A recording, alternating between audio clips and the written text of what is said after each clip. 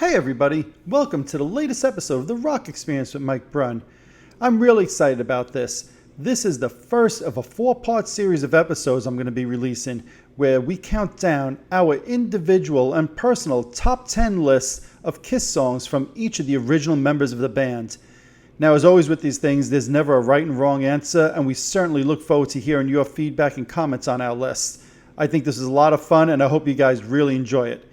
Before we get started, if you're watching this on YouTube, hit that subscribe button below. And if you're listening to one of my podcasts, subscribe over there as well. Now, without further ado, let's jump in and let's talk about our top 10 Paul Stanley songs.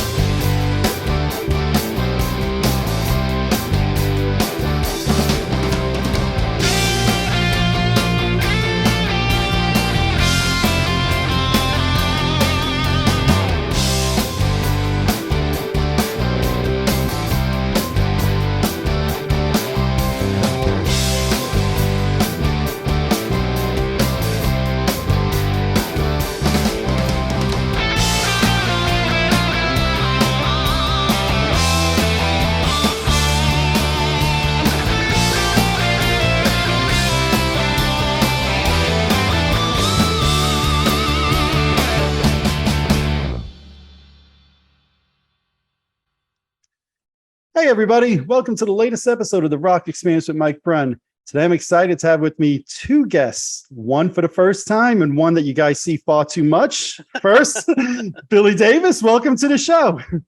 Thank you very much. Pleasure to Awesome. be here. Yeah, likewise. And just for anybody watching this who may not know Billy sings in the Kiss cover band, Kiss Unmasked, which we'll talk about in a moment. And I'm really excited. We're going to do our Paul Stanley countdown, and you actually, I'll say, play the role or the part of Paul Stanley singing his songs. So I'm really excited to see what's on your list, and we'll talk about that more in a moment. But let me not ignore the other guy that's on the screen here for too long. Mr. Vincent LaRussa, how you doing, buddy? I'm good. I'm very excited about this. All right, And very good. Being that Paul is, even though I play the Gene Simmons in the Kiss cover band, Kiss Unmasked, Paul has always been I can't say he's always been my favorite Peter, but as far as for songs, it's always been Paul. So Likewise. So, Billy, obviously, Vinny and I have been making sure we choose our words carefully. And you schooled me. And I love that you schooled me on this, right? That there's a difference between a Kiss tribute band and a Kiss cover band. And I said, you're part of the Kiss cover band, Kiss Unmasked. So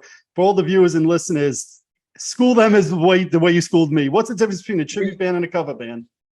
Cover band plays the music, and a tribute band actually tries to emulate them in the stage look and other things like that. When Unmasked started, we said we really got to differentiate ourselves as just a band playing the music from all these great tribute bands that do the makeup. So we said, okay, we're going to name ourselves Unmasked, that says that we're not doing makeup, and also call it very distinctly a cover band, because we didn't want people to kind of come expecting makeup.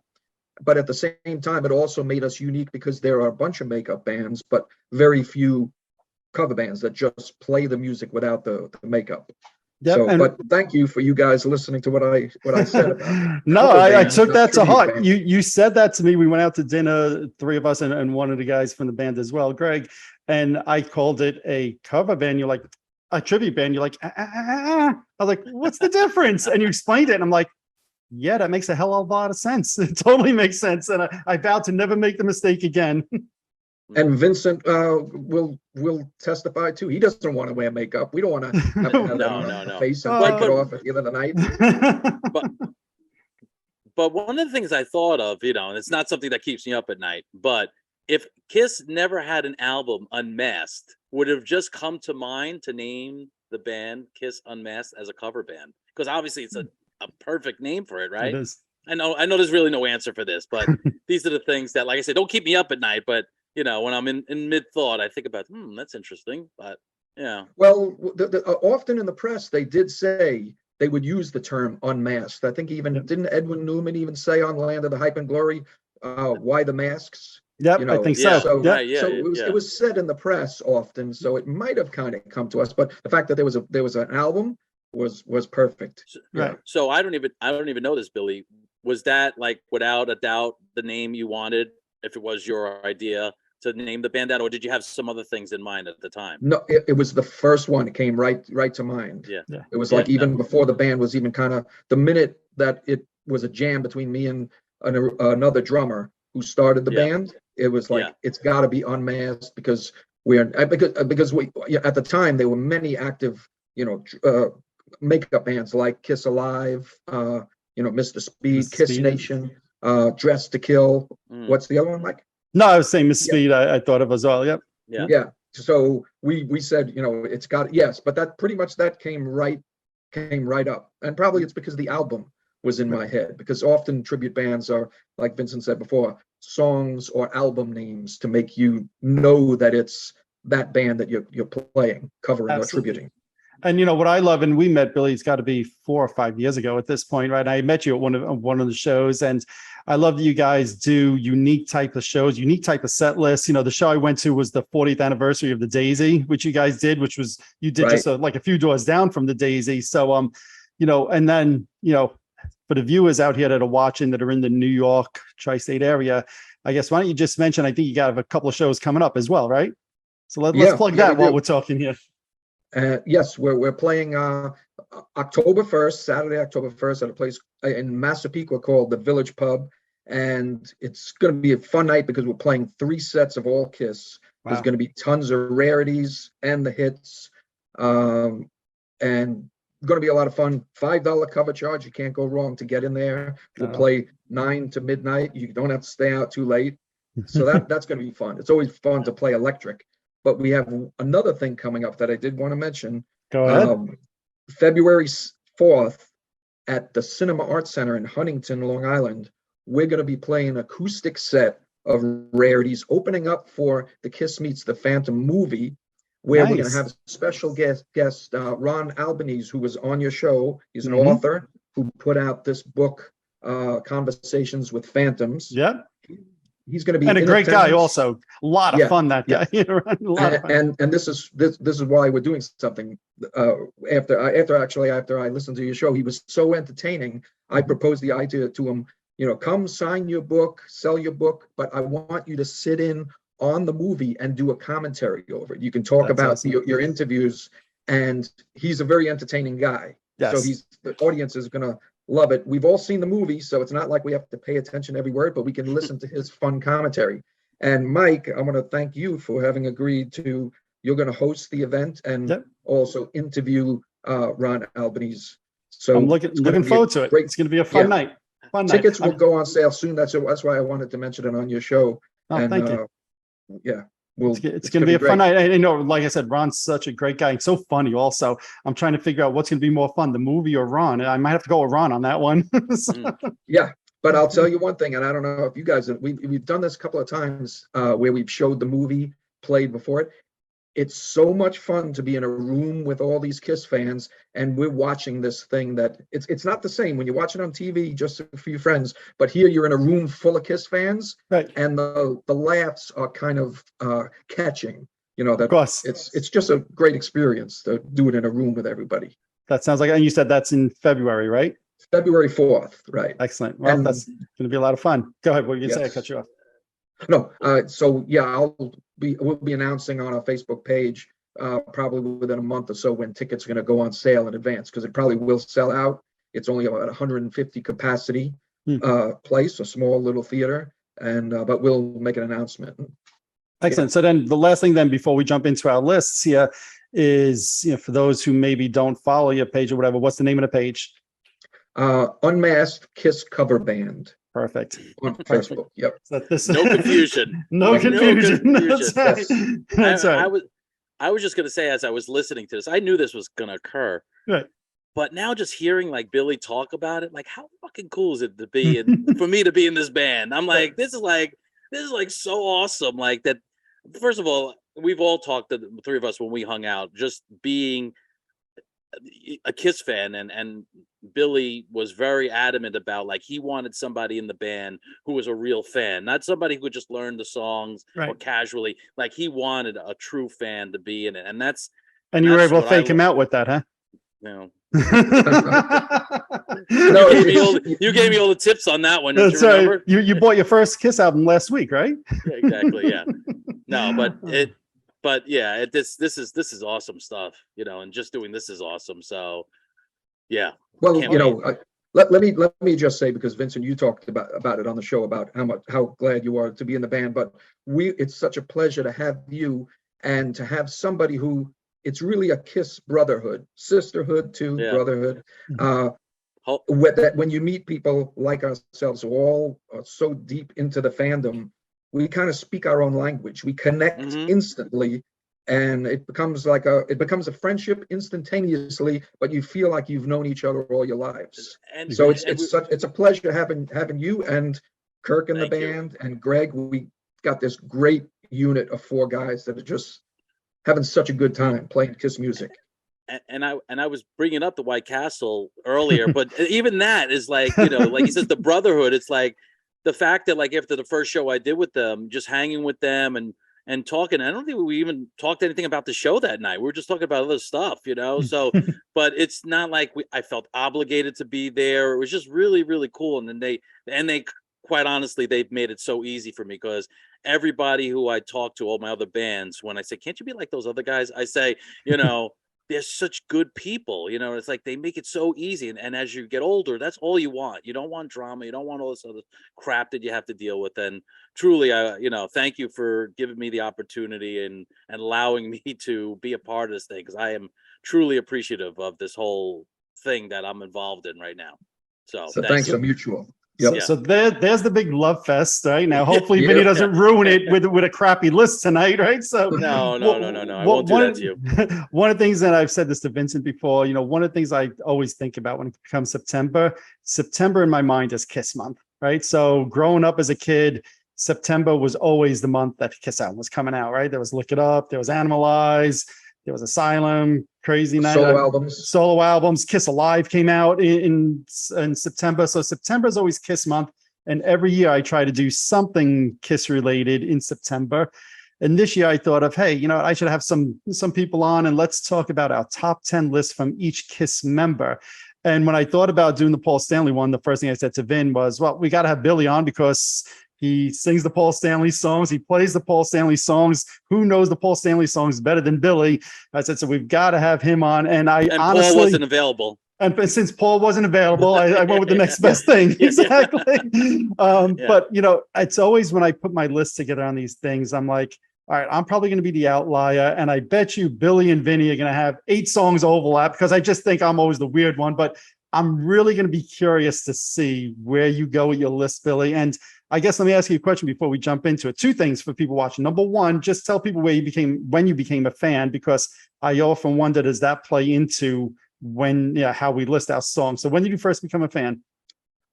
Watching the Paul Lynde Halloween special. Okay. I had heard Rock and Roll All Night on the radio, kind of liked it, and I said, I'm going to check these guys out. Watched that, and I was blown away right at that moment when I saw Detroit Rock City, and became a fan for life, where I have not missed the tour that came through New York City we did get to see, and have followed them through everything and enjoyed every part of history.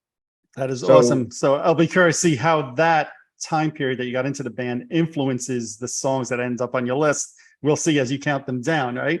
And then let me just say this. I just want to tell you that the angle, because I love all Kiss, and it would be really hard to decide what my 10 favorite were. I kind of went with a different angle of what I think of Paul Stanley's 10 best written songs, the ones that he's kind of are either stepping stones to something else, or just, I think, genius writing. And do you think playing in the cover band, do you think that has influenced that thought process for you? Yeah, I've had a different appreciation for certain songs just by the way the riff is played and the vocalist is sung with it, how he came up with a melody that accompanies the riffs, and the level of difficulty where I'm just amazed sometimes that some of the stuff that he can play. He doesn't do it on stage. He's dancing around, and he's letting the Tommy now, or Ace back playing the riff. But in the studio, and when he was writing those songs, he was playing those riffs with singing, and it's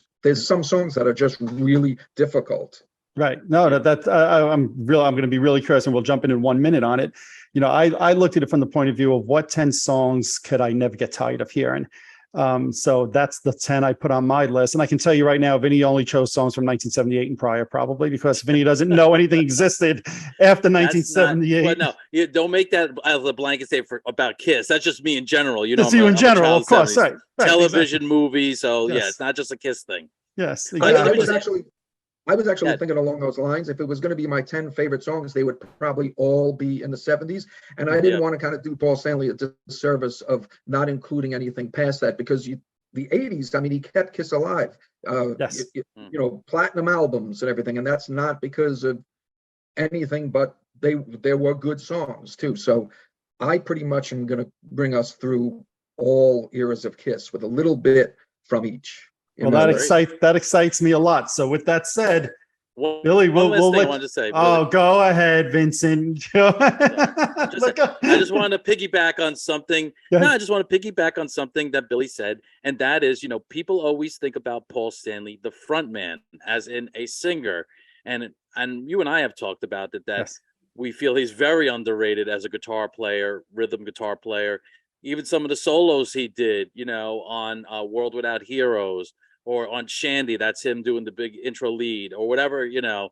I mean, I don't think he gets enough credit. And you even said once that you like his sound, like you've seen him when he's just his tone. Yes, his tone as a rhythm guitar player. I'm going to say, and I'm probably biased because Kiss is my band, second to none. And there's tons of great rhythm guitar players in bands. I'm not saying, he's better than them or worse, but his tone is just, to me, second to none. I love the sound of his playing. Love it. Yeah.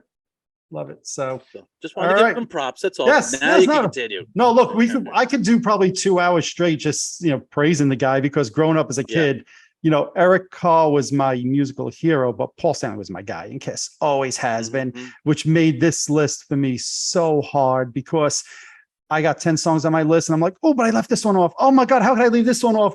There's so many freaking great Paul Stanley songs. So that's why this one really excites me. But all right. I'm really curious where Billy's going with this. So start with number 10, Billy. Where are you? Okay. Number 10 is going to be Every Time I Look at You. And now the reason is because in the early days, Paul Stanley it was always songs not from the heart, more from the crotch, that type of thing. So later on, you had I Still Love You, you had Forever, Every Time I Look at You, which were songs which really sounded heartfelt, that it was somebody he was in love with, that he was singing that song to them. And Every Time I Look at You was one that I think he did himself. The other ones he had co-writers on. I know Bob Ezrin gets a co-write on that, but I think that's more because of the orchestration that was put behind it. Okay. You also hear them do it on Unplugged, and it's pretty much that's Paul Stanley's arrangement. Nothing changed, which means that's pretty much what he did in the studio. So I think for him, he was letting the ego go when he did these ballad songs. And that's an important one, a really catchy song. And I think it even did chart somewhat as a hit, didn't it? Yeah. Yeah, it certainly didn't chart well enough to be played on a day-to-day basis on the radio, which is a shame to me. I remember when I went to the Revenge tour, obviously Forever had been a hit 2 years prior. And I was so surprised and disappointed that they didn't do Every Time I Look at You. So that's interesting. I would not have guessed that that's where you were going to start. And that's what I love. I love it already. So go ahead. Number 9. Oh, I'm going through all 10 of mine. Yeah. So the floor is all yours first. Okay. All yours first. All right. All the pressure's on Billy out of the gate. I'm going to have to keep my statements short then. Okay. Don't worry about it. Go for it. Tonight You Belong to Me. Because on this, for people who aren't sure, it's on this 1978 solo album. It was kind of the last heavy song, heavy rock, Paul Stanley, great vocal song before he was being influenced by what was going on around in the music scene. Because right after that, they went in for Dynasty, looking for the disco songs, and then kind of the pop sheen of Unmasked, and then we go into Elder and everything. So really that was the last. If you listen to that song, it's like pure Paul Stanley Kiss, heavy rhythm with vocal, and a kind of a turning point, an end point, I call it. No, that's it. I Okay. never thought of that about that before, how 78 album was probably the last time he was not working with outside writers on a regular basis. And I know there's songs like Tears Are Falling that he wrote by himself and stuff, but that's interesting. I never thought about that before. Wow. Very That's interesting. why we have him on the show. That's right. Exactly. All right. Go ahead, Bill, number 8. Okay, number 8 is Freak from Monster. Sorry, Vin. Yes. Wow. Yes, a monster song. Sorry. Yes. All right. And- You're welcome back anytime, Billy. And I think that's a great choice. Only because Billy said it.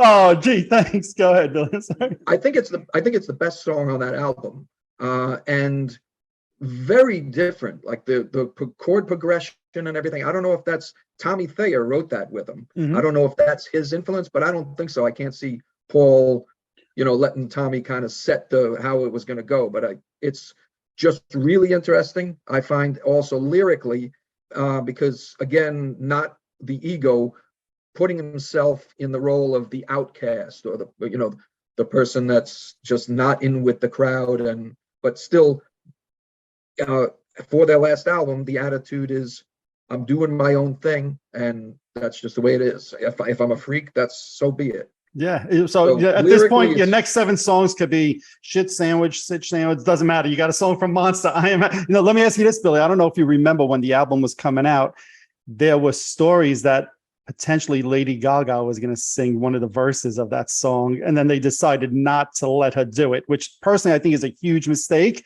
because I think potentially there could have been a crossover had she done a verse. Yeah. If she did that, do you think that would have been good, or are you just happy the way it is? I'm happy with the way it is. I think I saw Alice Cooper have Keisha do a song on his album, and I thought it was a little bit like he's trying to like get with the young crowd and kind of Right. pull those people in. So it would have been interesting for them, and it would have been something that maybe got I whatever the creative choice would be, I would support it. But I like it just as pretty much a Paul Stanley song. I wish they would have done like Paul Stanley did with Who Said You Can't, not Paul Stanley, Bon Jovi did with Who Said You Can't Come Home, where they had the band version, and then like as a bonus track at the end, they had it with John Bon Jovi and some country singer, I forget her name. Doesn't matter. But so I wish they would have done that on Monster, but nobody asked my opinion. So there you have it. Right. I'm excited. There's another Monster song on the list. There you go. Vin is going All to right. leave any moment. Go ahead. I am Bill. not leaving. No. I told you, You for haven't- Billy, he gets, I Then just you haven't bust your. said anything yet. No. Okay, here's one for you. Here's my number 7, and maybe there'll be a comment on this. I pledge allegiance to the state of rock and roll. Mhm. A song that I may be the only one. I love that song. I think it's like a shouted out loud song, like a rock and roll all night. I think it could have been an anthem, and I think it's the best song on that album, even better than Psycho Circus. I'm in the total minority, but I just plain love that song. And I think there were 2 writers that I'm not even familiar with who they are. Somebody by the name of Holly Night? Holly Knight. Yes, Holly Knight. I'm Okay. not, and somebody Cohen or Cuomo. Russ Cuomo? Russ Cuomo? I'm not even sure, but I love the song. So No, I love the song too. It's probably my second favorite Stanley song on the album. I happen to love Dreamin', but I like that. I agree with you that I think that song is better than Psycho Circus personally. And I love that. I think it was like 2004, if I remember right. They actually played it for like 10 shows in concert, like just bizarre. They like all of a sudden pulled it out years after the album. So good choice. I like that. Good choice. okay, number 6, Love Her All I Can. Now, amazing riff in that song. The chorus riff, this is one of them that I'm talking about that's difficult to sing and play because it's like this little bit of an off way the riff is being played.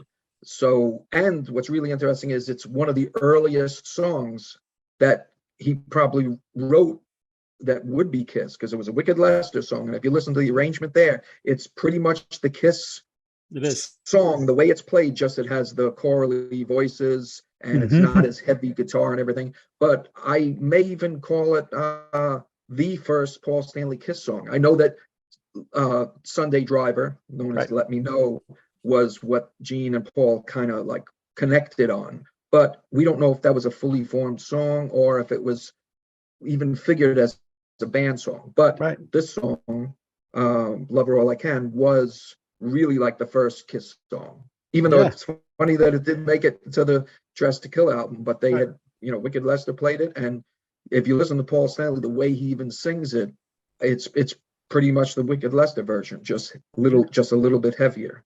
Great song. I love it. Great song. No arguments here. Okay, next one, Mr. Speed.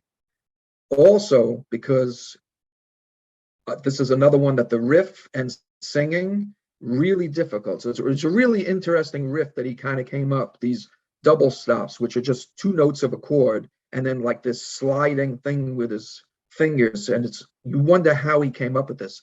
There's a story, and I think in Ken Sharp's book, was it Binky Phillips, who was with one of the earlier bands that used to play with Kiss, like Brats or something. Yep. He talks about in there that Paul Stanley called him up one day and said, I just wrote the best song I ever wrote in my life.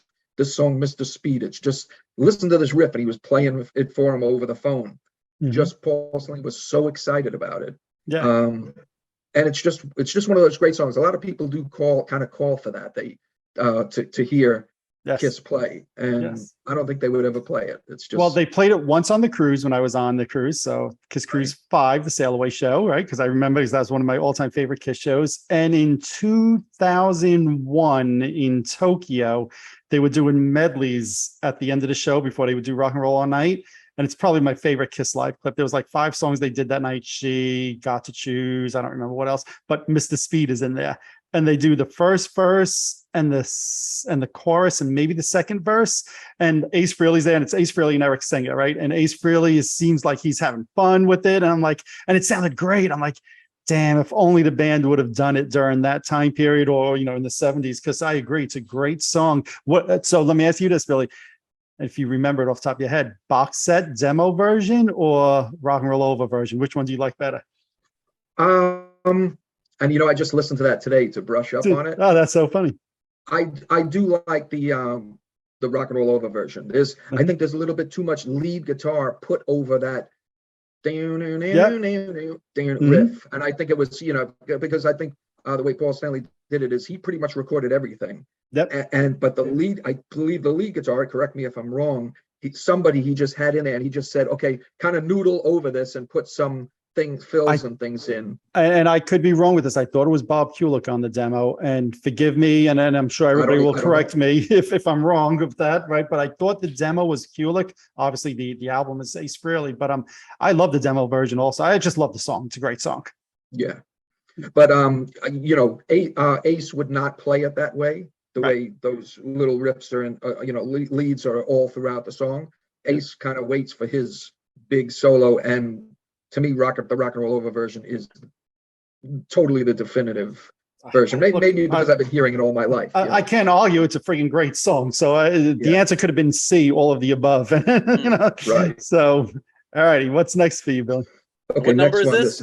Number 4. Number 4. Number Thank you for 4. clarifying Yeah. Let me mention again that my angle on here is Paul Stanley as a songwriter, and my next choice is I Was Made for Loving You, because he aimed for putting out this disco song to write it, just one song, well, other than Sure Know Something, but it had the beat. He was aiming for that, and he hit the mark. And I believe, isn't it the biggest worldwide hit they had in total numbers worldwide? So the fact that he said, we're going to do a disco song.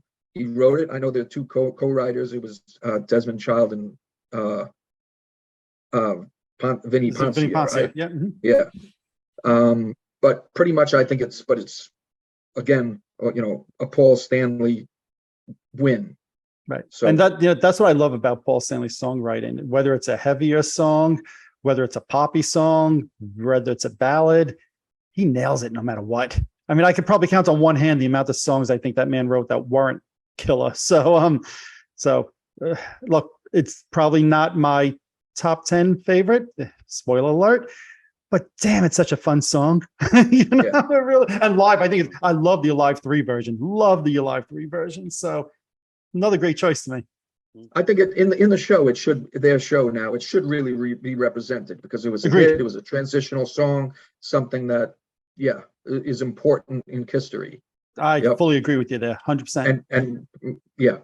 Okay, my next one, number 3, Black Diamond. And pretty interesting that it's really credited just to Paul Stanley, that he wrote that whole song, even though I think he claims that Gene added something in, there was something in there in part of it, but you know, still a classic from the first album that you know, and unique, another unique heavy song. And it's basically been in the set list almost every show since 1974. Right. I'm trying to think, was there any tour that they did? They didn't do it on the Revenge tour when Eric Singer first joined the band. I think that's the only tour they might not have done it on a regular basis. And that's, I think, because they didn't know Eric Singer could sing it. Incredible song. I'll just stop there for now. I'll just say incredible friggin' song. Yep. Okay, my number 2, Love Gun, because it's such a great song, but it's so simple. It's just chords, simple chords, but putting that together with this lyric, I mean, not particularly the lyric, the vocal melody, it's just a great song, and one of his favorite songs. He says, I think he even says that is his favorite song. Agreed. Yeah. You know, and not I'm much more I can really say about it. And I'm going to say this: none of us know each other's lists beforehand, right? So we don't know what Vinny's going to say. You guys don't know what I'm going to say. I'll be stunned, Vin, if that's not on your list and high up. But we'll see. You don't say anything, we will see. But I expect that to be high up on Vin's list. My poker face. Very, very good, Devin. Go ahead, Billy. Number one, drum roll. That's it. My number 1. Here we go. Drum roll. Wait, the drum roll is in Love Gun. That's right. Exactly. Number 1, Detroit Rock City. I believe that would probably be Paul Stanley's most well-known song that he sings. Probably. I think that. I you know, like if I meet somebody in my job, some construction worker who they know Detroit Rock City. They've heard Beth, they know Rock and Roll All Night, but Gene sings Rock and Roll All Night. What do they know that Paul Stanley sings? Detroit Rock City. Right. Now the demo is really interesting. In fact, I just listened to it today. The demo, the main riff, the plays behind the verse, so it's maybe a little bit too overdone, but all the elements that were there were pretty much used in the song. The chorus, the get up, get down, which is like a key part that really sucks you in. Bob Ezrin really just said, okay, we're going to rearrange this and put it in different places, add the solos, so that's why he gets a writing credit. But again, another very unique Paul song that nothing ever, he never wrote a song after that you said, you know what, that sounds a little bit like Detroit Rock City, as far as I know. Agreed. So, and do you think that originated with Much Too Young? I know you guys have played that with the cover bands. Do you think that riff actually started there? You know, it's slightly the same riff, but it only goes for like half a measure. Right. Right, which was part of Acrobat, part of, and taken off for Love theme from Kiss. But yeah, and I've heard them say that in fact, I think Gene even said, yeah, Paul ripped that off from that song I wrote. So, but I don't think so. I think it's close, but not, not totally. But and also I'd like to say that maybe Detroit Rock City is also my number 1 too, because it was my first song that I heard on that Paul Lynde Halloween special that sucked me in, and I was a Kiss fan for life from that point. That's interesting. So I'm glad I asked you that. I'm glad you just brought that up just now, because on a future episode, when I release one of the other members, I talk about the first Kiss song I ever heard and how it's very high on my list also. So I think there's something to be said when that's the first song you ever hear and it's part of your fabric of who you become and a fan for life. You just gravitate towards that first song, and it's a great freaking song on top of that. So that's awesome. That is great. There's a couple of surprises on the list, but that's what I love about these things, is that everybody's lists will have some surprises, and we'll have a few overlap, but we're going to definitely have a few that are quite different. So I'll look forward to hearing your comments on mine. But First, we'll give Mr. Vincent LaRussa a chance. This is where I get roasted. Here we go. This is where we only get songs from the first 4 studio albums and maybe the 78 album as well. So here we go, Billy. I will guarantee you there'll be nothing from Monster on Vinny. I guarantee you Vinny doesn't even know the song Freak. And I think I do know that song. You did. Okay. I do know that song. I think, Billy, here's my challenge to you and the guys in the band. To torture Vinny, you got to do you have to add at least one song from Monster in the set list. Hey, listen, Billy goes by different rules than you, my friend. I do what Billy wants. When it comes to anything Kiss, I say yes. It doesn't matter. Rare, maybe a Monster medley rather than just a song. A Monster medley. I think Greg always says about what's the song that he hates the most? Is it like Read My Body? Read My Body. Yeah. Like, even if they said they wanted to do that, I'd be all in. It didn't matter. It's well, I'll say this. I'm glad Billy didn't have that on his top 10. I might have had to uninvite him in the future. Oh, we lost Billy. I don't know where he went. Sorry about that, everybody. What an awesome list, Billy. Thank you. So go ahead, Vin. Let's turn the floor over to you, buddy. Okay. All right. So this was really, really difficult. And I keep looking and I see like the ones in the outskirts going, what about me? What about me? And they want to climb into the top 10. Mm-hmm. And the 10 and 11, it's just like, and the 12 right now, it's just gnawing at me. It really is. So, and so this has been really hard, but you know me, I'm classic. I go really classic. What? I go tried and true. I do love Billy's approach, and it made me rethink, my thing. I said, oh man, maybe I should have thought of it that way. It was a great angle, and it's great to have his input in that sense and for his list. Because I actually thought of a couple songs from Carnival of Souls that I really like a lot because of what Billy said. But then when I looked in the overall top 10, I just said, I can't move a classic out for one of those songs, right. So I did actually think about that. Okay. But at number 10, this was one of the songs that I love to play in some of my other bands, and we play it with the cover band and shout it out loud. Just a classic, it's that anthem song. What I think is really great about is like you come up with a Rock and Roll All Night, and it's like, okay, we got to write it down. That's not the easiest thing to come up with another anthem song.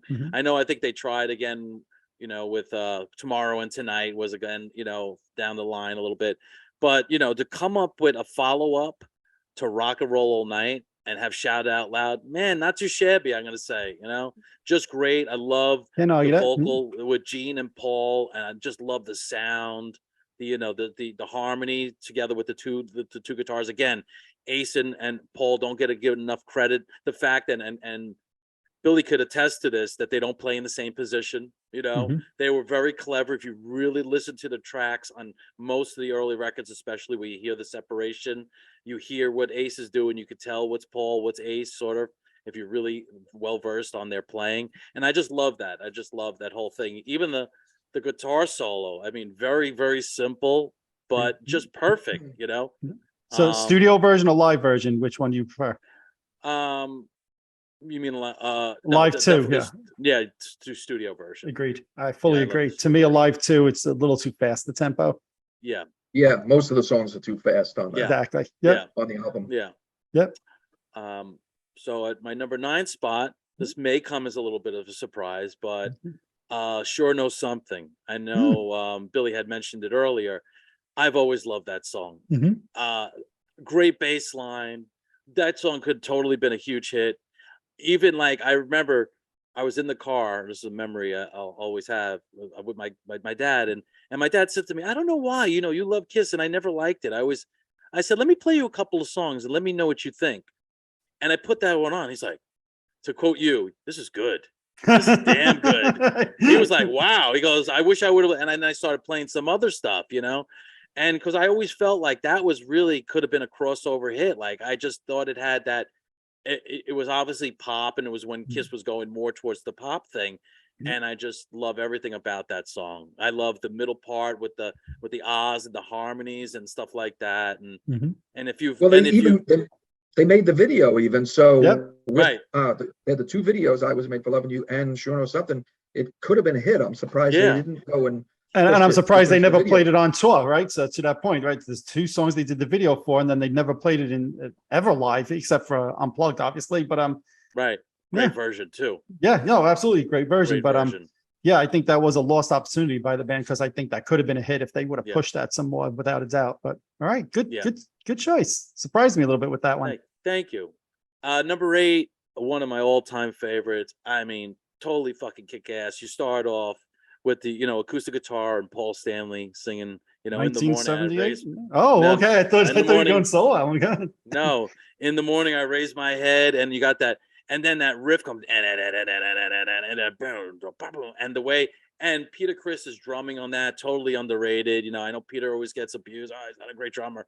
Listen to his drumming on that, how he plays his ride pattern. When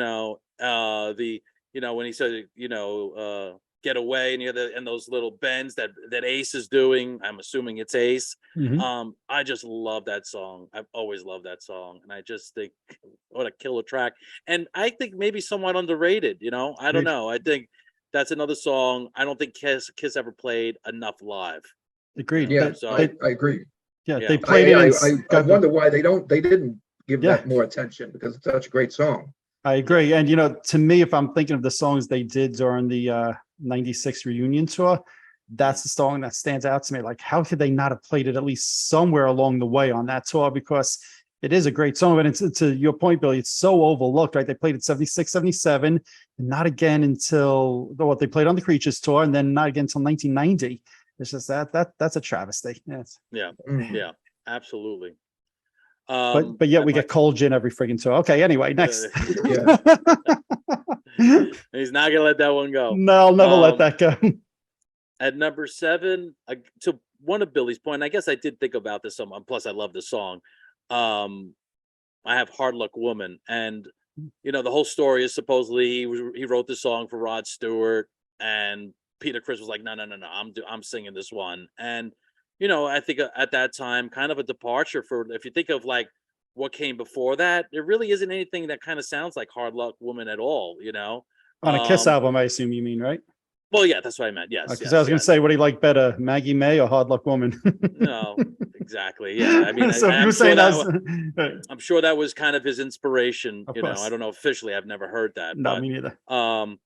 But again, just a great intro, just a whole part, the chorus, another song that could have been a huge hit if that wasn't Kiss. If that was Rod Stewart, yeah, maybe it was a mistake that Kiss recorded. I don't think that, because it would always be a Kiss song, in my opinion. Mm-hmm. For success, yeah, it probably was, because I think that could have been a monster hit. Thinking about how Rod Stewart was very popular, even still at that time, and so always loved that song, love playing it live. And so that's I had that at number 11 on my list. That just missed making my list, and with the same thinking as I Was Made for Loving You. I thought, here's Paul Stanley doing an exercise in songwriting to try to write for Rod Stewart. Yeah, and he hit the mark, and he made it, and it's a great song. I wonder about how hard did Peter Criss fight to get to sing that song, because Paul fought like hell on Destroyer to try to sing God of Thunder, and Ezrin said, this is a total Gene song, he's got to do it. So I wonder if coming to that next album, where Eddie Kramer, who was an easier going guy and pretty much let Kiss make the record they want to make, he's just a great engineer, not necessarily a pushy producer. I wonder how that went with Peter Criss getting Hard Luck Woman. I can't imagine it being without him. And again, then possibly they would, this is another one that they made the video for also. I Want You, Love Him, Leave Him, and Hard Luck Woman. Right. And there's that great moment in the video where Paul's playing the double neck, and Ace is at back of him playing.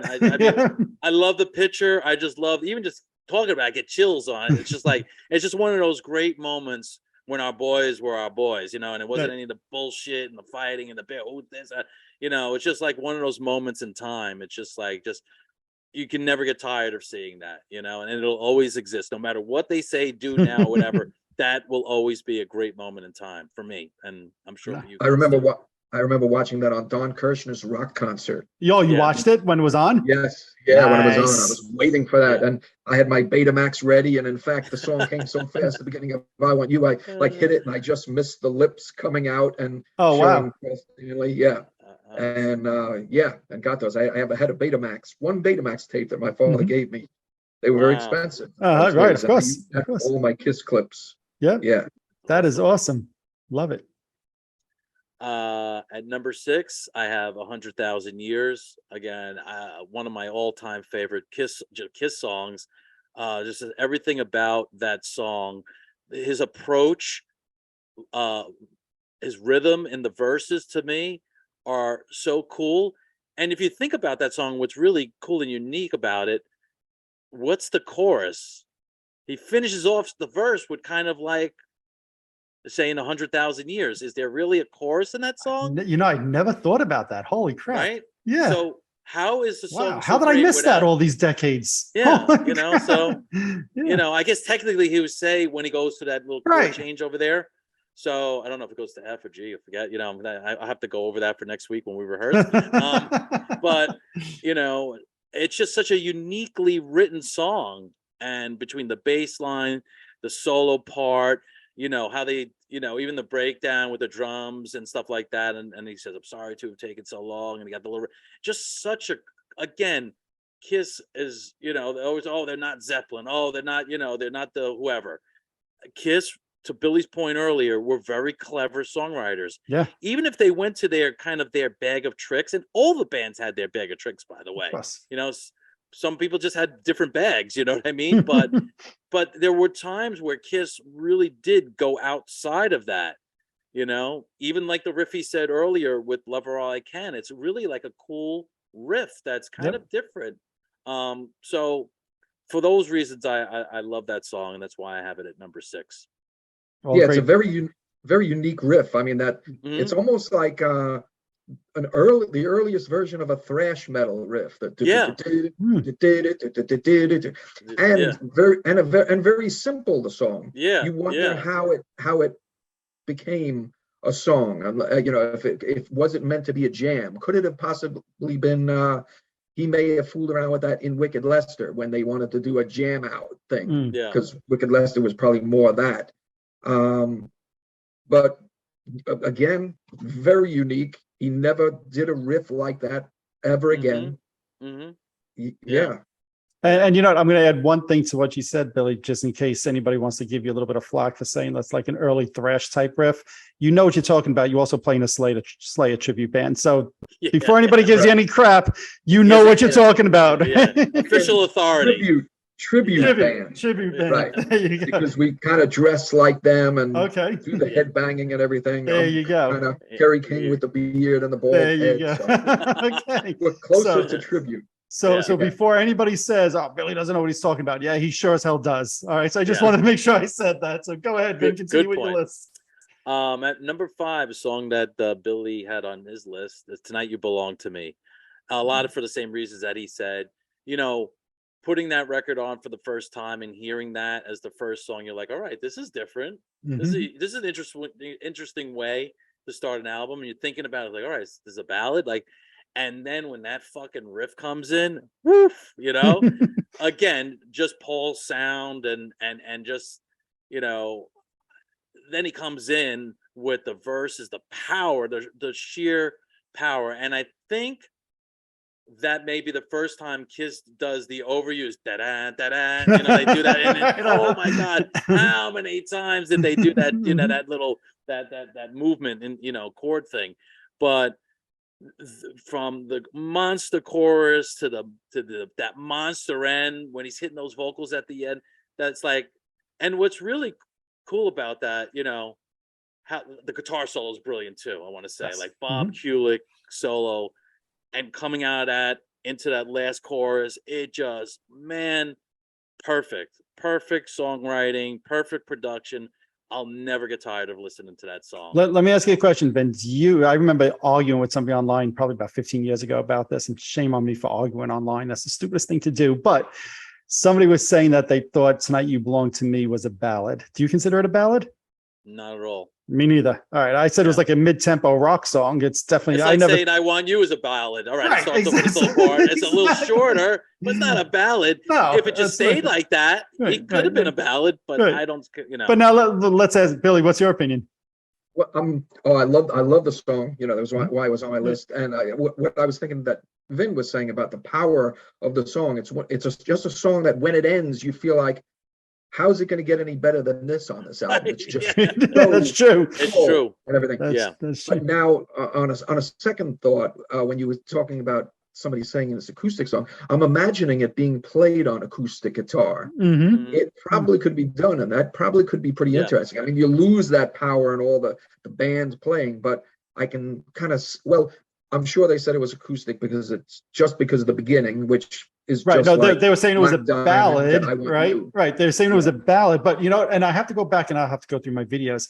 I think they actually attempted it in '95 when they did their acoustic shows. I think there's like the first verse and the chorus on one of these shows, might be like Salt Lake City. So I'll look for it. And if I find it, Billy, I'll send it over to you. Okay. I'd love to hear it. To that point, you were there with me, L'Amour's, right? Yes. When he came out, and we heard that. Oh man, for that first time. Yeah. You're talking about his '89 solo tour. Oh, it was incredible hearing that song. I just remember, wow, because we had never heard that song live. He did what? Move On, I think, was it? That was it. Yep. Yeah. Yeah. So, wow. Oh, and Goodbye, also in Goodbye from that. He did Goodbye on the '95 Unplugged tour, right? I think really? Vince saying in the Dynasty tour, they only did Move On, right? Yeah, previous correct. to the '89 show. That's what I was talking about. Yeah, Exactly. Yep. Yeah. Where were you guys standing at L'Amour's? I was kind of a little bit. I know exactly where we're standing. Mm-hmm. Go ahead, Vin. You answer the question. I was like 4 rows from the front, a little bit to the right, looking at Paul Stanley. Okay, we were a little bit to the left. Yep. So probably about 3 rows back. I would have like that. There's Billy. Literally. That's crazy that we're in the same room. Imagine that. And First night or second night, though, Bill? First night or second night? I think I did both nights. Yeah. Okay. And I did New Haven and was it the Ritz? Didn't he do one more? Yeah. He did the show at the Ritz also. Nice. Yeah. I was not going to miss that because I was always a solo album fan. Okay. I love that thing. And when he announced the tour, I was like, he's going to play that album. Right. Some of it. So I was not going to miss that. Agreed. And Mike has that cool audio from Eddie Trunk that he shared recently. That's right. When he made the announcement about that, which is awesome. Which is only like 6 weeks before the L'Amour shows that we're talking about. That announcement was. So what a freaking, that was such a great friggin' time to be a Kiss fan. It was, great shows. But go ahead, Vin, continue with your list. Okay, number 4, another one that Billy had on his list, Black Diamond. I don't know if I could add much more than what he did, but again, just what I find interesting, and to the point of what he said earlier about, we were talking about Hard Luck Woman, is like, how did Peter come to sing the song? It's interesting. Paul starts it off. I mean, Peter's great on it, right? It's like you can't not hear it without Peter's voice, but it's such a great song. And I think what it does prove, even early on when they were nobody, first record, Paul's ego wasn't like, listen, I wrote this song, I'm singing it. Yep. I don't know where the decision comes. Maybe you guys know the history of that, where the history is, like how that happened. I don't remember. How did Peter get it? But again, I think that says a lot about, we know these guys have egos. Yep. I mean, he must, I'm assuming he thought like, wow, this is going to be good. This is a good tune, Right. As a songwriter, and I know, Billy, you're a songwriter too. In your gut when you have something good, so, but I think that should be said about that song. Do I recall that there was some place that whoever the drummer was at the time couldn't sing the song and Paul did sing it? Paul has sang it a few times in concert. I know a couple of times in '79 where Peter Criss was sick or whatever it was, drug induced, and Paul has sang it a couple of times in the '80s. What about the farewell tour? When Peter was almost out. I'm remembering. I'm sure you're right. I'm going to say there's probably been a dozen times or so that Paul has sang it in concert. I know there's times on the Look It Up tour where Paul sang it. I know the Dynasty tour. I'm sure you're right about the farewell tour. How could Peter have not missed singing that song one night with the condition he was in sometimes? So I'm sure you're right. Yeah. I'm thinking Trenton, New Jersey, when they played that Sovereign Center in Trenton, New Jersey. Yeah, I was at that show. Boy. And I recall that because I think that was one of the first shows I noticed the tear on Peter Criss's face. Yep. And I got to pull it out somewhere, but I have actually a diary of that tour where Oh, I wow. wrote out a couple of pages of all details of my thoughts on the shows. I love that. That's awesome. Yeah, that's That great. is awesome. I love that. Yeah. Awesome. All right, Vin, what are you up to? Number 3? Number 3, my lucky number. Yes. I have Detroit Rock City, another one that on Billy's list. What I wanted to mention about this song is that I think Bob Ezra made a good song great in this. And we know what the demo sounds like, right? Mhm. We've heard it. We know what the final product does, and I think from just all the history we know the guitar solo was written by Bob, Yep. which is such an iconic guitar solo. It's such a great part. And kind of a really unique part, if you really think about it. I mean, just think of all the songs you've ever heard by all your favorite metal bands or rock bands. It really is like such a cool part. The harmony that comes in, once the solo. It's just an awesome song. And I'm not trying to. By the way, I said a good song, a great song. I'm not trying to discredit Paul at all because he's the nucleus. It doesn't exist. Right. It doesn't matter what Bob would have done. It wasn't like Bob who said, I have my crystal ball and I think you're going to write this song called Detroit Rock City and I'm going to make it great.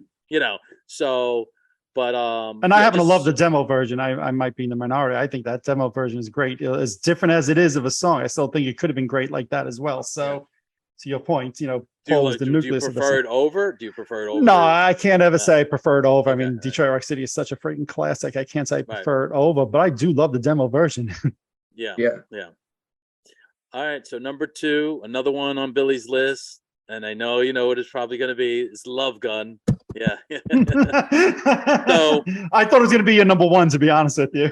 Yeah. So again, for the reasons that Billy said, also let's remember, Paul played the bass line on that song. One of the great, and I love playing it. As Gene Simmons, I love playing Paul's bass line. It's just a song with the harmonies. When you get that 3-part harmony going on Love Gun in the chorus, they're really, as a musician, there's certain things that really there's a lot of things that feel really special when you do a song, but wow, I can't, I mean, Billy could attest to it, it's just that thing. It's just the power of the song.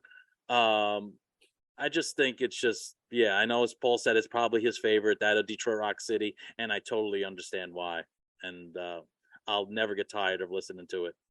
Well, I'm guaranteeing you. Go ahead, Billy. Are you going to say something? Yeah, singing that is just so much fun and especially when with Vincent in the band and Greg, who's not our original drummer, but he's such a great singer. So we have all these singers in the band making a vocal group is just so much fun. It's a step above just regular bands. And it's amazing that Kiss, as much as they get crap about their musicianship over the years, they were a vocal group, and there's not a lot. Think of how many bands there were that had 4 vocalists. Yep, the Beatles, that's true. What, the Eagles? How many? They're all super groups. I mean, but Kiss never got that musicianship credit that they really deserved. It's a great point. Let me tell you this: the last show we played, and Vincent doesn't even know this. A girl came up to me just recently at a party, and she's a wife of one of my friends, and she says, "I'm not a Kiss fan, but that last show I came to, you played all these songs. I didn't know any of them, but they were such great, catchy songs. I like Kiss, even though I don't know any titles." That's awesome. And I said, that's been one of our mission statements, is that you're going to hear great rock and roll songs. Kiss writes great rock and roll songs. I agree. And that was great to hear her say that. It was like, oh, thank you very much. Yes. Yes. No, I agree. I think sometimes the makeup, which obviously is a big part of that stuff, but people can't look past that, and they don't hear that there's some great friggin' songs underneath that. Not just a few, but tons of great songs, and a lot of them. Stanley wrote these incredible songs, and we're doing 10. I told you guys beforehand, I probably could have done a top 50 Paul Stanley songs and still been like, oh, but I left this one out and left that one out and left this. So I agree with you, Bill. That's great comment. They don't get anywhere near the credit that they deserve, in my opinion. So, all right. Vin, I thought Love Gun was going to be number 1. I'm like, wow, what's Vin's number 1? I have a feeling I know, but go ahead. Yeah. I think you know. If you had a guess, let's see how good you are. No, that's Love Gun. All right, just go ahead. I think it's the first song on a first album. Strutter. Yeah, there we go. First one. I just hummed the wrong bass line. I was like, isn't that the last one I said? Yeah. Exactly. Yeah. Strutter to me again. First song, first Kiss album. I love that song. I never get tired. I love playing that song. Even the bass, the guitar, doesn't matter. Singing, background vocals. It's always going to bring me back to why I became a Kiss fan. And that song, when we went on the Kiss cruise and they played it in the auditorium or whatever they call it. What they call it, I think that was one of the alternate songs they did because they weren't really doing it at the time, right? Right. Yeah. On the tour. And I was like, I'll just never forget the sound in that room. It was just incredible. And it probably will always be my favorite. And maybe, spoiler alert, might be my favorite Kiss song ever. So, really? Oh, that I don't know. I got to think about that. So, interesting. But yeah. Okay. Good. Isn't it interesting too? And it says something about Paul Stanley's writing of songs. Is that of all the Kiss albums, the entire catalog, I think only Alive and Revenge have Gene songs that start the albums. Yep. They're always Paul Stanley songs, like and Carnival of Souls. Bang first. Right. Oh, yep. Okay. Right, but we don't count that album, so that's okay. But no, you're right.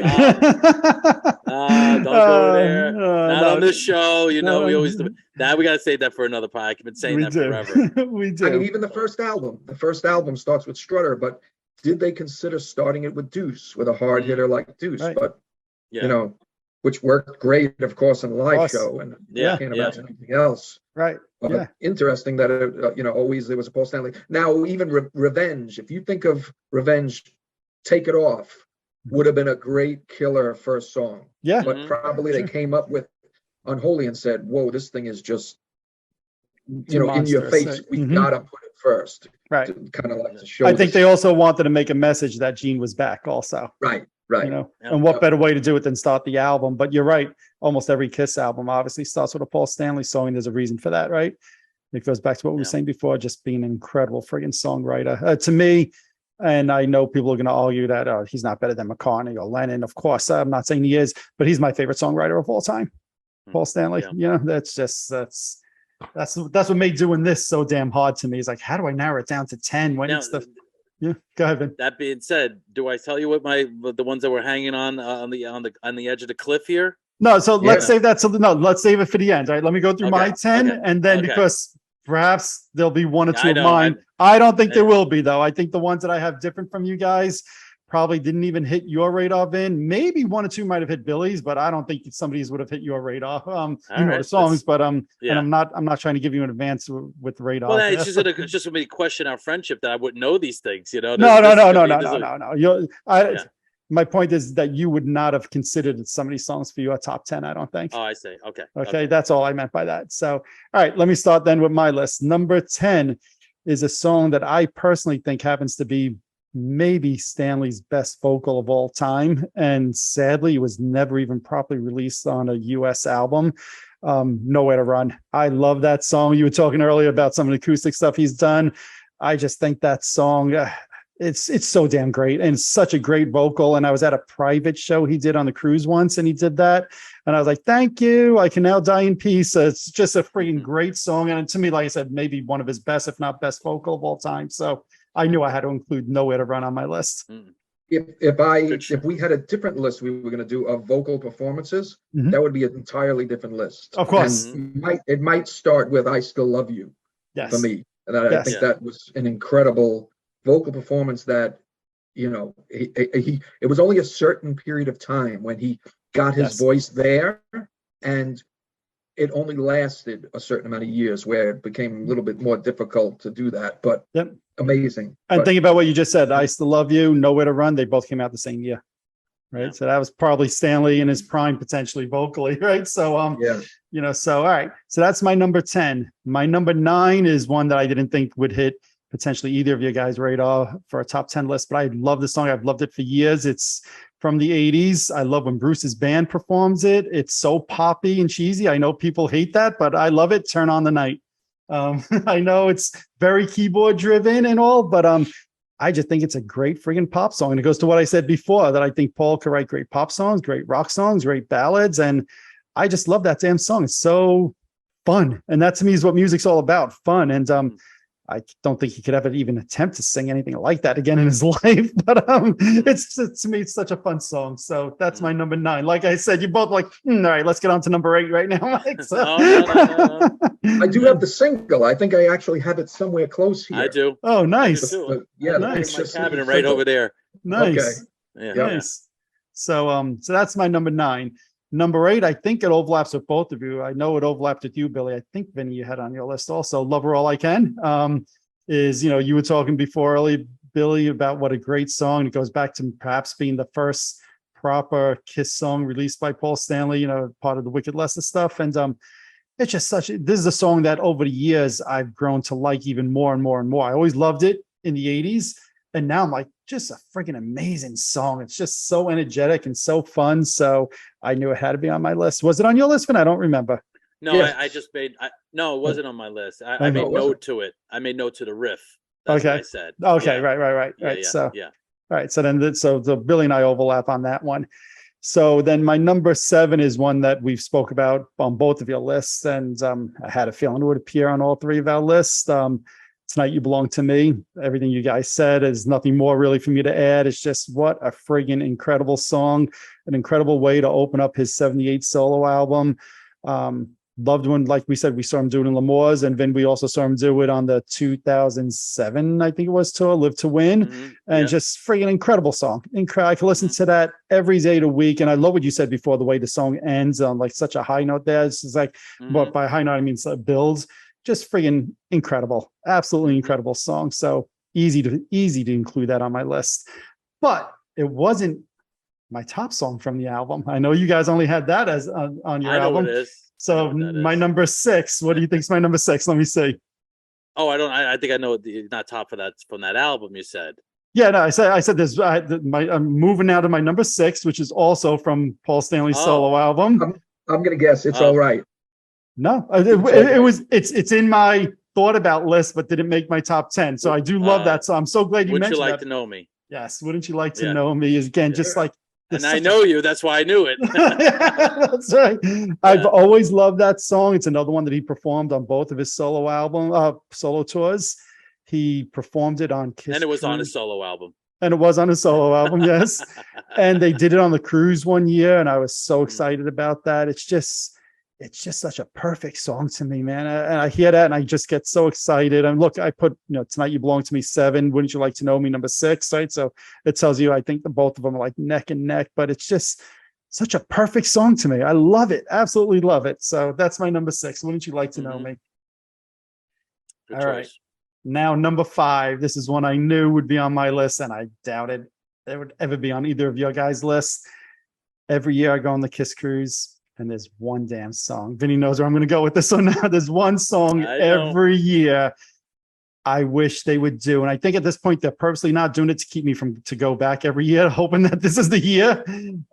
I've loved this song for 40 years. Again, it's poppy. I know that. It does not matter to me. I think it's the perfect pop song. I put it up there with like Summer of '69 in terms of pop songs. I think it's that good.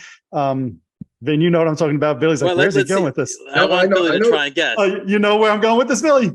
Yes. Should I say it? Go ahead. Yeah, go ahead. Tomorrow. There you go. All right. Yes. I love that song too. Unmasked is a great album. I mean, Agreed. it gets a lot of crap. It's really a great album. It is. I It is. really like it. And to me, that song, when we talk about songwriting, there's nothing that's difficult, I'm going to guess, about it, but it's just pure pop perfection. I don't know how else to say it. Pure pop perfection to me. I love that song. So now, when did it kind of come to you? Did you, when you first heard the album, it's always been since, I'll say, 1980. It's just a song I've always gravitated towards for whatever reason. It's just a song I've loved for decades. And that hasn't changed at all. I've loved it for years. Yeah. Yeah. It's which a is little more of a positive tempo singing song for Paul Stanley. In that era, he was singing more a little bit melancholy ballads in a way, but mid-tempo, Magic Touch and things like that. I think of that as like he was, not as like singing happy songs. Right. Tomorrow is Interesting. happy. Right. Yeah. No, it's very, then that's, again, people ask me sometimes, what do you love about music? What do you love about Kiss? It's like, it's fun. I listen to music to have fun. And if you can't listen to Tomorrow and have fun, you're doing it wrong in my mind. So I knew, I mean, probably years ago, that might've been like number 2 on my list. And Vinny knows probably what number 1 would have been, but that's how long I've loved that song. I've just always loved Tomorrow. So, which is, go ahead. Yeah, No, what were you going to say, Vin?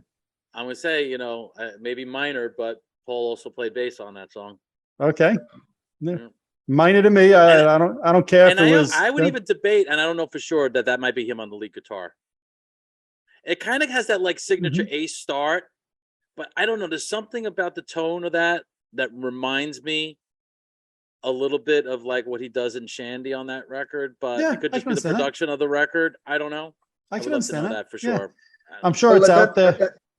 At that time, remember whenever he was doing demos, I mean, it's amazing. You listen to Paul Stanley's demos, and they are almost exactly like the album. Yep. I heard him talking about, and I don't know if it was him or somebody else said he got demo-itis, where he just became too addicted to the demos and the way the arrangement was, and he would go in and argue with the producers and say, I can't do it any other way. This is the way I want it. Right, and I think later on he started doing less complete demos so that he wasn't, nailed down to things. But I like that it's Paul Stanley's ideas. I like the demo-itis versions. Yeah, me too. Go ahead, Vin. It also should be. I just want to mention this because we've mentioned some songs from Dynasty and obviously now from Unmasked. Yep. Again, I don't think Vinnie Poncia gets enough credit as an integral guy who worked with Kiss. If you listen to the writing sessions they've been out there, you hear how involved he was. He's doing background vocals. It's almost a shame. I almost thought he was singing the lead. I almost thought he was singing the lead vocal with. At times it sounds like he is. Yep. I think he is. I really doesn't sound like Paul's voice to me. Yeah. Yep. It's a shame because I think what happened was, they got pigeonholed. Oh, that was their disco pop records. And then they were like, all right, let's stay away from this producer or whatever it was. I don't know. But it's kind of a shame. Like they never worked with him later on. They did on Hot in the Shade. Hot in the Shade. He has a couple of songwriting credits. Songwriting, but not producing, what I'm saying. Right. Okay. Gotcha. Yeah. I mean, just producing a record. Gotcha. Yep. And I think I know back then they didn't have the budget for a producer. That's why they were producing their own records and stuff like that. Allegedly, I don't know. You know better than I do when it comes to some of that. Well, that album is basically just demos that they put on. Well, I mean, even like I'm even saying like Animalize, right? Asylum, those records, produced by Jesus, Paul Stanley, whatever. Yep. Supposedly that was like. Does anybody believe that supposedly Paul Stanley said that they brought Vinny in to produce Dynasty just to keep Peter Criss happy because he had done his solo album, so they figured maybe this will kind of get Peter in and make things up. You think there's truth to that? I mean, I guess they liked him enough to bring him in for Unmasked when pretty much Peter wasn't very involved. True. And again, I know we've talked about this, Mike, on other podcasts. I think that's an underrated record. I can understand why you don't like the style of the record, but as a complete thing, if you just take it for what it is and the quality of the songwriting, I know there's some covers on it, the production and everything, I think he did a brilliant job on it, because we know that's mostly all Vinnie Poncia. I mean, Peter Criss has never been known as the songwriter, you know what I mean? Where, he's usually written with, it was Stan Penridge, right? I got the name right? Yep. Whoever. So I think Vinnie Poncia needs a little bit more respect. People. Well, I've got one of his songs on my list. You guys didn't, so you guys have to show him a little bit more respect next time around. Yeah. Okay. That's fair enough. Oh man. All right. So that leads me to my number 4 song. So had we done this list in 1985, 86, 87, 88, 89, 90, this song would have been number 1 on my list.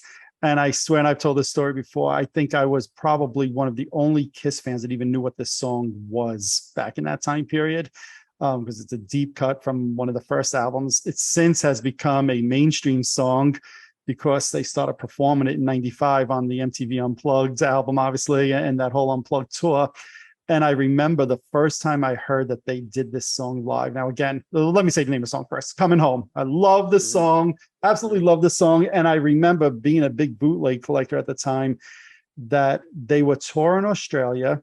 And I heard from somebody that they were doing, arena shows, and then they were doing these acoustic things at hotel ballrooms. And this was obviously before they did their 95 acoustic tour in America. I was like, what the hell is that all about? And then somebody tells me, this must have been like March of 95. Hey, one of the shows they tried doing Coming Home. And I almost fell off my chair because I'm like, no Kiss fans ever spoke about that song in the 80s, right? And that at that time, it was my number one favorite Kiss song. And I was like, well, I got to find that damn bootleg no matter what, because they're never going to play that song ever again in their lifetime. Little did I know that it would become like the staple it is. And now, so many people love it. But I've always loved that. I've always wondered, why is that the one and only song in the entire catalog that Paul Stanley and Ace Frehley write together? What more could have we got from those two if they did write more songs together, just the two of them? We'll never know, obviously. I love the Hotter Than Hell version, and I might equally love the MTV Unplugged version. It's just such a freaking great song, man. I love it. So I'm glad they took it out in 95, and I'm glad they play it every time they do acoustic shows. I saw them do it electric once on the cruise. My number 4 song, Coming Home. Love it, love it, love it to death. Unmasked does the song. In fact, Vincent, you remember we jammed on it a couple of practices ago and pretty much picked it up and played a great version of it. Nice. Unmasked started doing it a couple of years ago when we had an acoustic, one of our first acoustic sets we were going to do, and we were going over songs. What do we do? Oh, we got to do Coming Home because it opens up Unplugged. It's perfect. Right. And we started doing it from then on. And it does seem like it's a forgotten song. Yes. But then when you hear it, it's like, this is a great tune. This is, and it's so much fun because the second verse, Paul Stanley and Gene Simmons do this harmony singing together, which is really excellent. Yeah. And great song, great choice. Yeah. Right. And like you said, it's a forgotten song. Now imagine what it was like 94 and prior in terms of forgottenness, right? Before they did MTV Unplugged, nobody ever spoke. When I would tell people, oh, my favorite Kiss song is Coming Home, they're like, what? What song is that? So it's just been one of those for decades. It's been one of my favorite songs, just like Tomorrow. So there you have it. Choice. Yeah, but you knew it was going to be on my list. I mean, there's no way that wasn't going to be on my list. No, I actually forgot about it. Did you really? Wow. Yeah, I forgot. Yeah. Okay. Yeah. All right. Well, then that leads me to my number 3. Editor's note. Go ahead. Editor's note. You made a comment about 5 minutes ago that I want to correct you on. Oh, I heard it too. All right. You heard it. Yeah. Oh, man. I don't know what it is. Go ahead, Vincent. As long as it's the same one. Go ahead, Vincent. But there might be more than one. You said that I didn't have on my list of Vinnie Poncia. Right. You said, sure know something. Yes. Right. Yes, he co-wrote the song. So I was hoping nobody picked that up. I'm like, oh, wait, I'm wrong. But there's more. But there's another song. I Was Made for Loving You. Right. The story is man. Wow, 2 shots. Wow. And and I'm forgetting his name. Desmond Child worked on the chorus. But not at the same time. They were actually in the room at the different times. But yes, I hide in shame. It's funny because I forgot you had "I Was Made for Loving You" on your list. But as soon as I said, I'm like, "Oops, Vin had shown us something." Yeah, they won't remember. That's okay. But that's good. I was just waiting. I'm like, I'm getting him for all those monster comments. Me and Vincent are probably texting each other on Notice you don't see my hands. Do you get him first or do I get him first? Which one gets him? Let's gang up on him. Well, I deserve it. Good for you guys. I deserve that one. All right. So I missed both. Wow. Shame on me. Okay, good. Well, I'm glad you corrected me because then it prevents all the people commenting afterwards. Brunn, you forgot he did this. So you put me in my place as you should. So I'm glad you did. All right. My number 3 song, I think was on both of your lists. Vin was obviously on yours. I know that. Number 3 is Stretta. Just a freaking great song, first side. Love that bass line, even though I hummed the Love Gun bass line when I thought I'm not on my A game tonight, but it's just a freaking great song. It's a song that I always get aggravated that they don't play on every single tour. I don't understand why this song is not in the set list on a regular basis. It's a friggin' monster of a song. Don't get me started. I don't know what they're thinking. Just a great song. Agreed. Obviously. Yes. So my number 2, I was shocked that neither one of you had on your list. I thought this might be one that was on all 3 of us. Now, Billy, obviously, I wasn't positive. You know, I don't know everything about your Kiss fandom the way like Vinny and I for 35 or 45 years have spoke about Kiss. But I was surprised this one wasn't on you your. taking years off our friendship now. How many more strikes you want tonight? That's it. It's a few demerits after putting me in my place. I got to take 10 years off the friendship. No, but I Stole Your Love is my number 2, and I was stunned, Vin, that was not on your list. I thought you loved that song the way I did, but apparently not. But that's on song. My. If we're going to talk about an alternate list, just past. Yeah. I mean, I remember it's one of the main reasons I was excited about the Hot in the Shade tour when I heard that they were doing that. Yes, agreed. 100% bringing agreed. That back. Yes, and they really haven't done it on a full tour since then. I know they did it sometimes on the reunion tour, but I don't think there's been a single tour since 1990 that song was played every night, and that's just a friggin' travesty. It's one of the greatest riffs Paul Stanley's ever written in his life, and they just ignore it. Don't get me started again. No. But all right, then my number 1, I think, is on all 3 of our lists. We've all spoke about it, you know, a lot already. Black Diamond, just a friggin' incredible song. You know, one thing, you know, Vin, when you were talking, you said, you know, obviously Peter Criss sang the song as he did on the original. One of the things that makes me realize just what a friggin' incredible song it is Peter Criss sang it, Eric Carr sang it, Eric Singer sings it, and it doesn't even matter to me who sings the song. No. Like, I never once think, well, if you sang it, it'd matter to me. Well, okay. That is true. I meant somebody in Kiss, a Kiss drummer singing this ass. Trust me, nobody wants me to sing just it. Throwing those barbs at you for all those monster insults. Okay. Look, Billy put a monster song in his list, so it's all good to me. So, but you know, it's just, I mean, Black Diamond is just a friggin' incredible. It might be, in the last 5-10 years, my favorite Kiss song, period. So it's just that whole ending part is just so epic. It's just I just love the song. Absolutely. What do you think of the demo? What do you think of the demo compared to the original? That's a good question. Yeah, it is. I was gonna say, I'm trying to think like what kind of difference. I'd probably say I like the live version better than the demo or the studio version. If there's one knock on the song to me, the studio version, that whole like outro part with like where they keep playing the one chord and it slows down. On the studio version, it just goes on forever. It's like, all right, enough. Let's get this over with. Whereas live, I like the way they do it, but to me, that doesn't change the fact that the song's just a freaking powerhouse. So I'll go with the live version, option C, Kiss Alive. So well, I mean, do you think have they said that album was running a little short in time? So I'm sure that was it. Things to try to get it a little longer. In fact, and Vincent, maybe you can confirm this. Is it a quarter step slow? Like if you try to tune to that album, it's just a touch below the regular tuning, like because they actually overall might have slowed it. Yeah. I thought I've heard that. It is slightly, although back then, let's face it, they have digital tuners and they didn't have all the crazy stuff they have today. But if you go and play a lot of records, older records, you'll find that they're a hair off here and there. But some of it's more noticeable, like when they purposely slowed records down, either for the vocalist to hit the notes because it was too high, or in some cases, they did it to speed up the tempos of the song. So, but I think you're right about that, Billy. It's just like a hair off. Just like Destroyer. Just like Destroyer, where that It's a Rock and Roll Party part was added at the end, was to satisfy the record company who required something like 35 minutes minimum or something like that. Yeah. Right. And if people remember, the first press of the album, the Kiss debut album, didn't have Kissing Time on it. So it was even shorter than what we're used to these days. So I never thought about is that why that ending is so long? It probably is. That would make a lot of sense that they contractually had to meet 30 minutes or whatever it was at that time, 32 minutes. And therefore the ending of Black Diamond went on forever, but still friggin' great song. And also, let's face facts, you had Love Theme from Kiss on there, right? Right. Did they have something else that they could have put another song on instead of the Love Theme from Kiss? I know they were playing that live, early on, but they did put an instrumental on the record when they could have just put on another, potentially.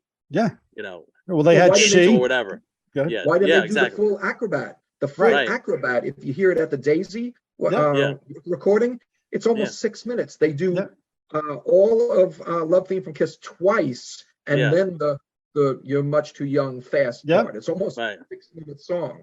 No, that's great. And on that first album, they could have done She, that they were always doing live in concert. They could have done Let Me Go Rock and Roll, which they were doing live in concert.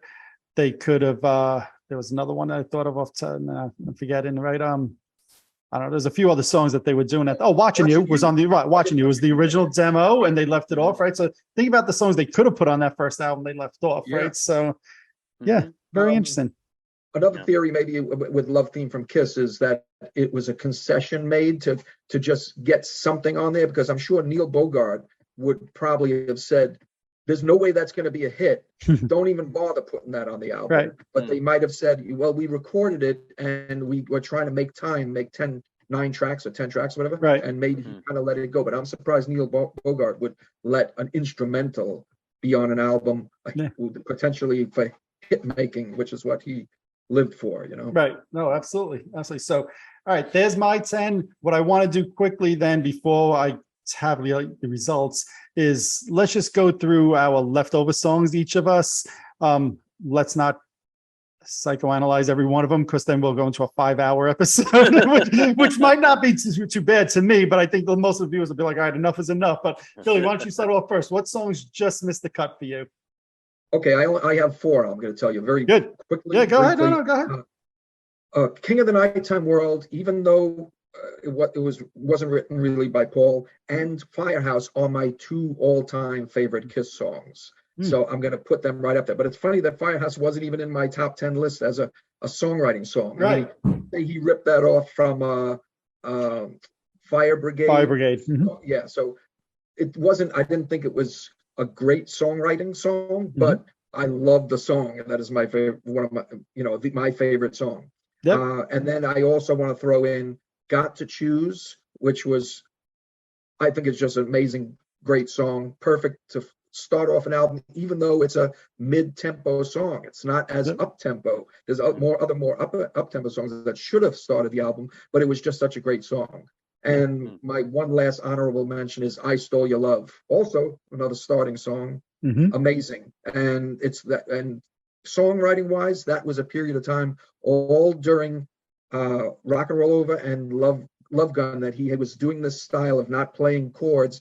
He was playing these double stops, which is where you just put one finger over 2 notes of the chord, and you get that like All American Man, and you get a lot more movement to these different fast chords. And that was part of the technique also with "I Stole Your Love." Great song and signature Paul Stanley writing riff style. The fact that you have it in your just missed category, I'll forgive you for not having it on your top 10. What did you have on your just missed list, Vin? Well, just one quick thing. It's amazing to me because I have actually a top 12 that didn't make the list. And this top 12, in my opinion, is a great list, and just goes to show to me what a great, writer and performer Paul Stanley is. But very quickly, I have "Love Her All I Can," "I Was Made for Loving You," "I Stole Your Love," "Come On and Love Me," "Making Love," "The Oath," "Turn on the Night," as you had on your list. Wow, I didn't really. Yeah, wow. Yeah. That's actually shocking. "Tears Are Falling," "All American Man," "Tomorrow," and "Creatures of the Night." So, like you said, you just listen to that list that you just. Yeah, I mean, it's just that's why it was so hard. I'm like, another great list. Yeah. Right. Yeah. That could have been in your top 10, and nobody could have argued with it. Nobody would like, oh, was he out of his mind? Right. Yeah, that's why those other ones were like, please let me in, because they were just so good. Yeah. So I mean, I had, I think, about 10 or so also that I had on my list, and eventually I would swap one in, swap one out, or whatever. So I'll read off my 10 as well. So "Come On and Love Me," Shandy, which probably 5-6 years ago would have made my top 10 list, but that's in recent what I was years, a little surprised. But I didn't think you would have. I didn't think you were going to double up on Unmasked. I said, nah, I don't think he's going to. No, I actually would have considered 5 years ago. I would have had it in my top 10, but it's just in recent years. It's like it just falls maybe like 12 or 13. But so Shandy, "Take Me," "Tears Are Falling," "Who Wants to Be Lonely," love that song. 100,000 Years. I know, Vin, you had that on your list. "Mr. Speed," Billy, you had that on your list, right? So One that we didn't mention at all, but I think is a great, great song from the non-makeup era, A Million to One. Love that vocal, love that song. Talk about a song that could have been a hit to me that they didn't even release, never performed live. I don't know what they were thinking, but Million to One was actually on my top 10 until last night or this morning when I swapped it out for Nowhere to Run, just because I thought the vocal was better. But that's how much I love that song. Another great vocal, vocal performance. That Exactly. would be in the top 5 all Yes. time. Yep, absolutely. Room Service was on my short list. I think that's a great song. And then I had to put this on there, even though I knew it was never going to make it onto my top 10. But Vin knows I love this song to Let me guess. What? Go ahead. Magic Touch? No, not even close. No, I associate this more with Gene, right? So spoiler alert, maybe it'll show up on that list. Who knows? But It's My Life. You know, Paul Stanley has a songwriting credit on that, and I love that song. That might be a top 20 Kiss song for me of all time. It's My Life. But again, I associate that much more with Gene, and I just felt it probably didn't belong on my Paul list. But there are my social outcasts, the ones that just missed the top 10 list. So to me, I thought you liked Magic Touch more than I thought. Maybe I was wrong on that. Yeah, you know what? I always liked it, didn't love it. When he brought it out for 2007 on the Live to Win tour, I thought that was incredible. Maybe that's what I was thinking, because I was there with you and you were just like foaming from the mouth. I was like, do you need a bib? Are you okay? I was like, look, when I go to shows, I love to hear songs I've never seen before, and that's a great song. But no, it probably wouldn't have even made my top 20 or 30, maybe even. It might have been more like around 30 to 40. So good song. And then again, that just is the point that I make when we talk about Paul. We could have a song that good that I'm saying might be somewhere around 40 for me. Yeah, that's all you need to know about Stanley as a songwriter to me. So there you have it. So what I want to do now is, and I'll probably edit this for the people watching so they don't have to be bored to death. I'm going to put each of our top 10 lists into a spreadsheet, and I'm going to tabulate which songs get the most points so we could see the combined three of us, which 10 songs make the combined top 10 lists. So don't go anywhere, people. We're going to come right back with that. And I'm going to go over to my Excel spreadsheet, which is actually not even Excel, it's numbers, but that's okay. All right, let's do that. So, all righty. So I put together the results of our top 10 individual list. Again, what I did is if a song was 10th on your list, I gave it 1 point. 9th on your list, I give it 2 points. All the way to number 1 got 10 points to see which 10 songs accumulated the most points for us. We actually had a tie for the 10th spot, which was both Mr. Speed and Tomorrow. Both had 6 points. That was Billy and myself, both putting those songs on our list. So that was tied for number 10. Number 9 was I Was Made for Loving You. Number 8 was Coming Home. Number 7 was Love Her All I Can, only held back because of Vin's ignorance of not including it on his list. Hey, it was on my secondary list. Give me credit for that. All right. Secondary list, though, didn't count in the totals here. So, plus, I just have to give you a ribbon. So then what is this? Number 6 was I Stole Your Love. Number 5 is the first song that appeared on all 3 of our lists, Tonight You Belong to Me, which I'm not surprised that made the list. Then we get the top 4 here. The number 4 and number 3 song were probably only held back by my ignorance. Okay. And that is both Detroit Rock City coming in number 4 and Love Gun coming in at number 3. And I said this to the guys off air. Love Gun was never even remotely close to a consideration for my top 10 list. It might not even make my top 40 or top 50 list. Could I just pause you right there? Yes, of course you can. I purposely said it so I give you a chance to roast me. Yeah. No, I'm not going to roast you. I just want to understand why it's never connected with you. Like, what is it about the song that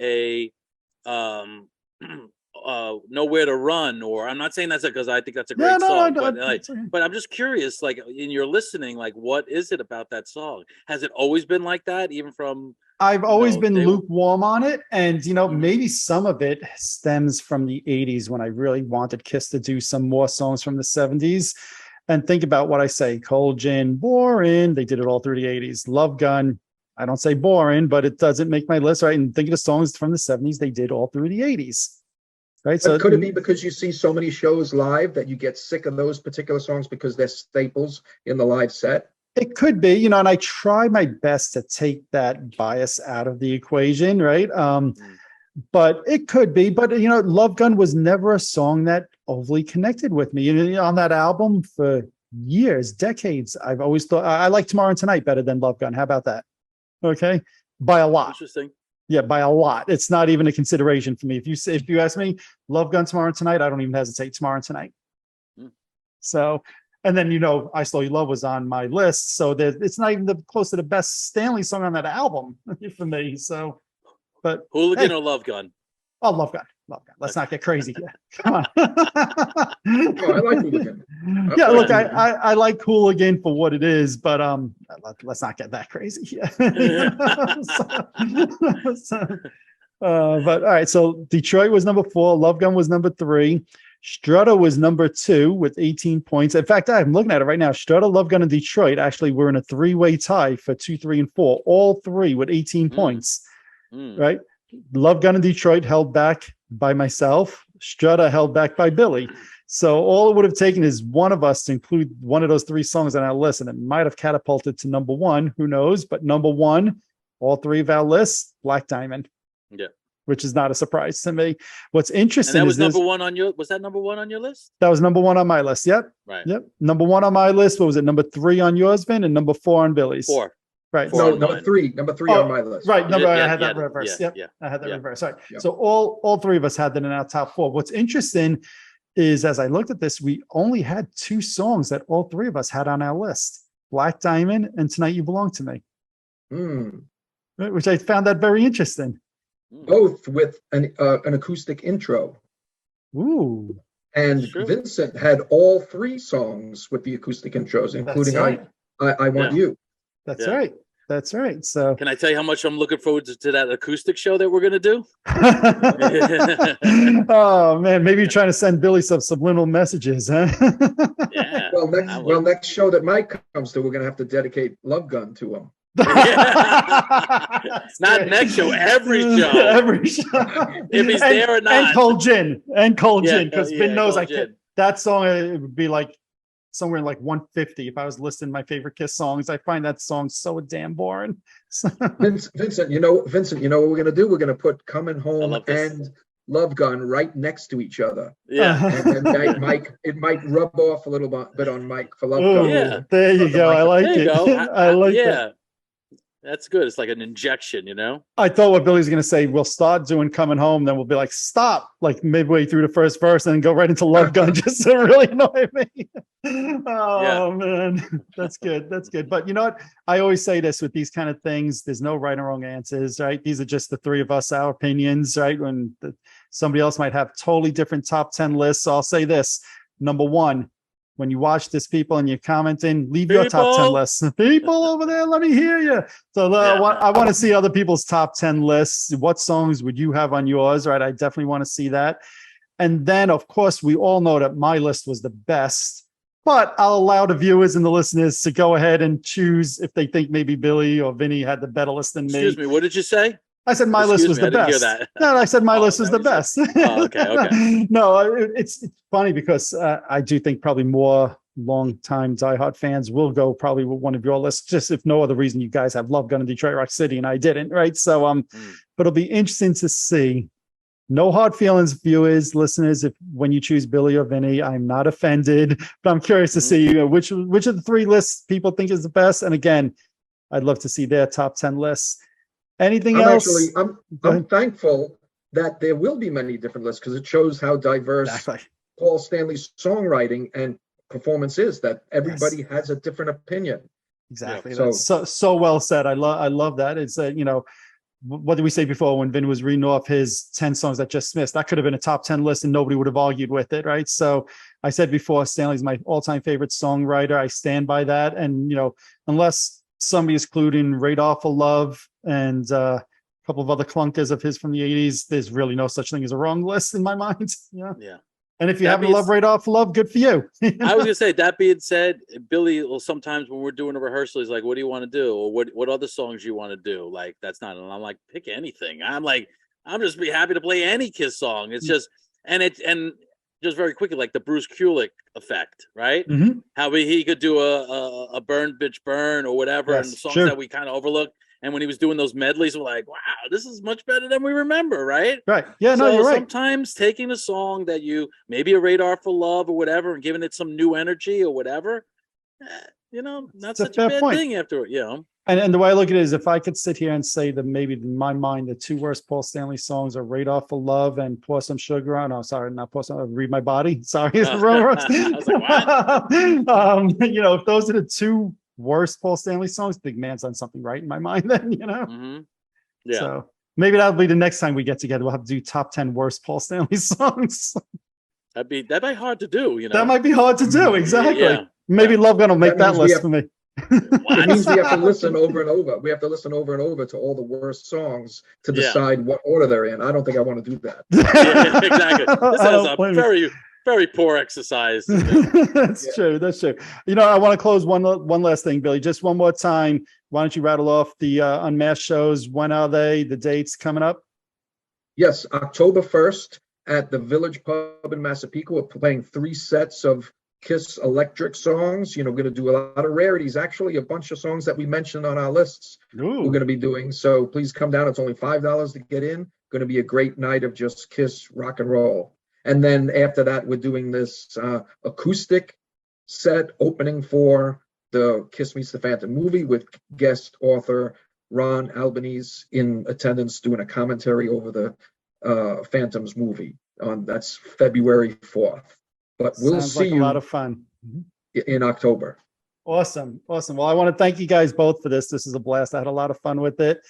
Bill, you're welcome back anytime. I really appreciate you joining us today. It was a lot of fun. And Vin, I'll see if I could maybe keep you away for a few weeks now at this point. All right. Well, on that note, everybody, thanks for watching. Appreciate it as always. We look forward to seeing your comments and your lists. Until next time, everybody gets the double Ringo. Peace out, everybody. Peace. Thanks. Alrighty, there you have it. I'd like to thank both Billy and Vincent for joining me, counting down all of our top 10 Paul Stanley songs. That was a lot of fun. Thanks a lot, guys. We look forward to hearing your comments and seeing your list of what your top 10 Paul Stanley songs are. Also, be on the lookout in the next couple of days for our top 10 countdowns of Gene Simmons, Peter Criss, and Ace Frehley as well. Those will be a lot of fun. If you're watching this on YouTube, hit that subscribe button below. If you're listening to one of my podcasts, subscribe over there as well. Also, head on over to Facebook and follow my page, The Rock Experience with Mike Brunn, where each and every day we talk about all the rock and roll music that you love. You could also follow me on Instagram and Twitter as well. That's it for this episode. Thanks for watching. Thanks for listening. See you all next time.